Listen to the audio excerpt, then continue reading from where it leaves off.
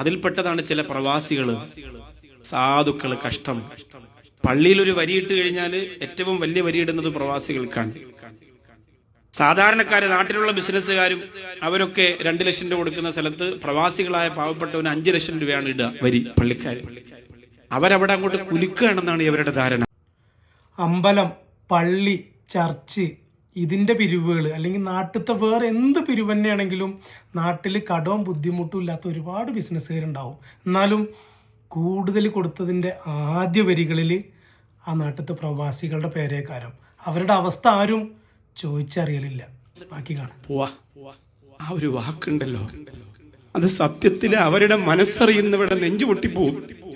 ഞാൻ പോവാനടാ, 2 മാസത്തെ ലീവിന് വന്നിട്ട് 1 മാസത്തിനോ 2 മാസത്തിനോ നാട്ടിക്ക് ലീവിന് വരുമ്പോൾ അത്തറിൻ്റെ മണം പോകാതെ ചിരിച്ചു നടക്കുന്ന പ്രവാസികളെയാണ് എല്ലാവർക്കും അറിയുള്ളൂ.